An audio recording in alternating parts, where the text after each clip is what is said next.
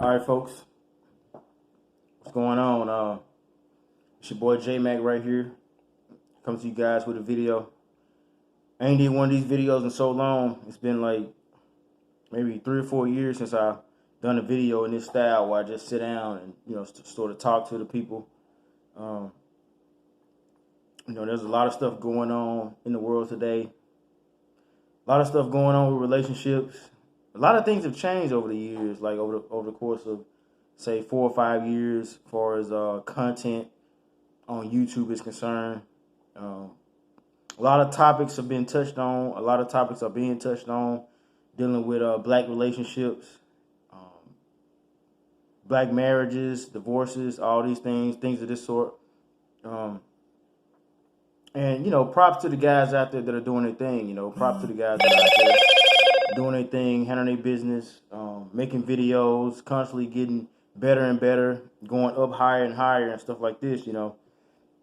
I started in the whole YouTube game a few years ago, like 2014, 2015-ish, making videos about black relationships, marriages, living with a woman, this type of thing, It's still the same thing going on, but now it's sort of changing, like the whole landscape of relationships are changing because people are not even getting in relationships anymore. They're not even getting in cohabitation circumstances and situations anymore.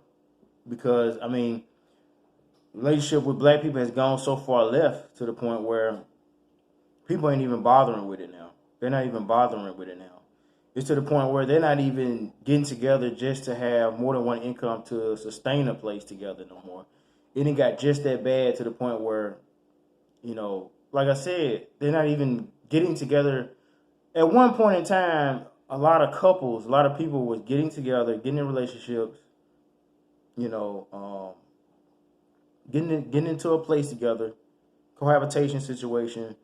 One reason was because they liked each other, they was feeling each other, they wanted to have a place where they can do their thing together without any interruptions. Basically have some live in action. You know what I'm saying? But now it's to the point where people don't want to deal with each other at all. They do not want to deal with each other in any kind of way, shape, or form.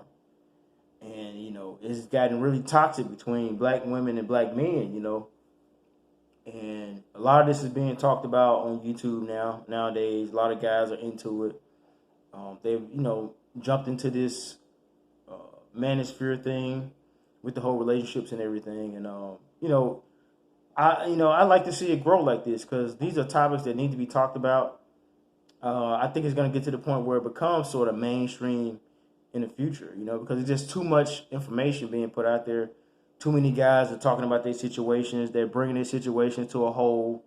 They're talking about the things they went through in their relationships. A lot of younger guys are not even putting themselves in that, in the crossfire, even trying to get into that type of situation with a female. They're not even trying to get into the process of even experiencing that type of lifestyle of living with a woman, marrying a woman, having a live-in girlfriend, these type of situations. A lot of young guys are not even dealing with it at all because they watching these videos and they're taking the advice from these guys that have been there and done that and seeing that it only leads to failure for the most part. So like I said, a lot of things have changed since I was making videos on these type of topics. A lot of things have changed on YouTube and everything. It's a different feel now, but there's a lot of guys out there that are still in marriages. A lot of black men that are still in toxic marriages with wives that are giving them hell. Giving them a hard time. Just causing all kind of problems and troubles and things of this such.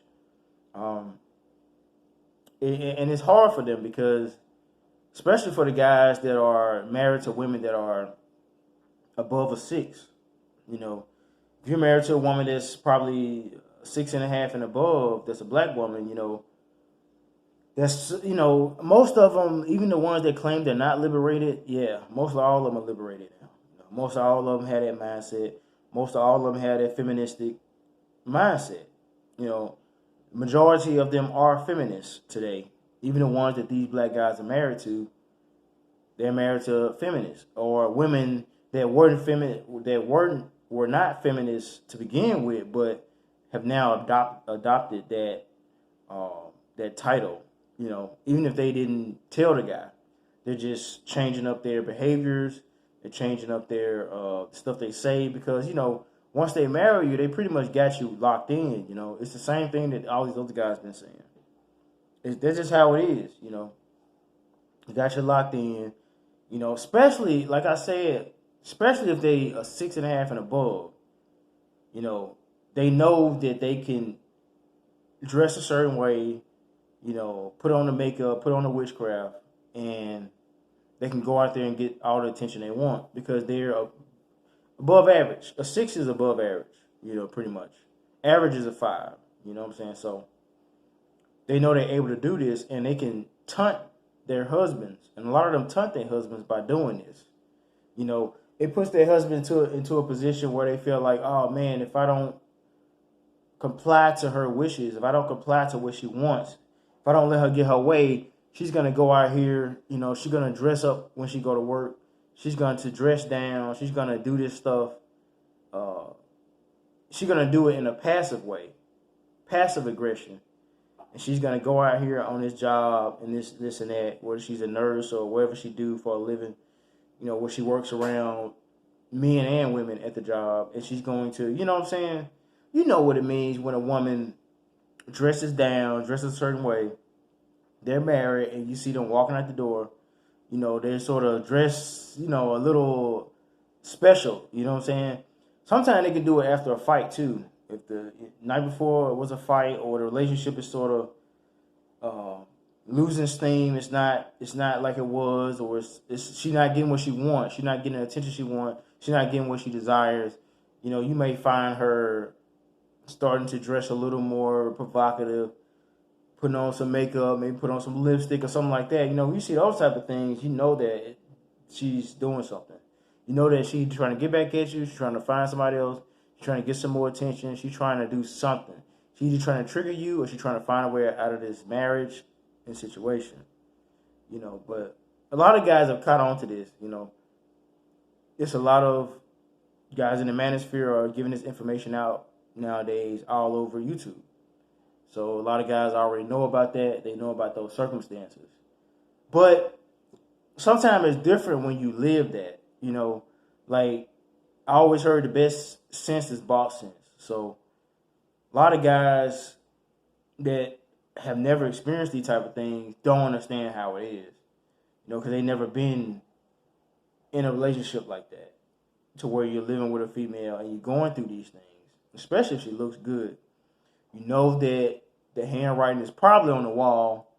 And she can get another dude just like that. Guys are so thirsty, man. It's insane. It's insane. It's insane how thirsty guys are. They always try to find a next piece of tail to get. Even if the guy don't really want to get seriously involved with her, man, he'll still give her that attention. Just because she's a female. Just because she looks above average. She has above average looks. Yeah. So, yeah, that's the kind of society we're in today. And, that's how it is. But it's a lot of guys, still hurting over this. There's a lot of guys ain't divorced.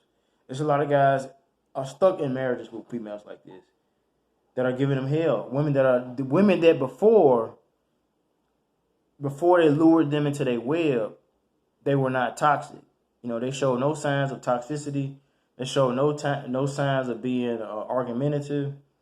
They showed no signs of pushback or any of that stuff. They were totally invested, or they appear to be totally invested, totally into you, totally into what you're into, knew what you like, bought you gifts, brought you things, asked you what you want to eat, this and that, and yada, yada, yada. You know what I'm saying? But they married these females, and it just flipped upside down. It flipped on its head. Everything changed.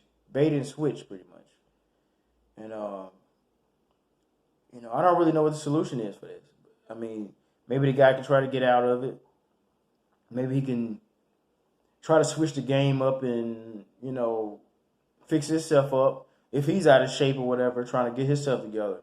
get himself to looking his best. You know what I'm saying? So I totally promote the whole get yourself together, get your life together, get yourself in motion, get yourself in motion to do better. You know what I'm saying? How start with your mind, think better, work out, eat better, get yourself into a positive state because you're living in a negative, toxic environment with this female.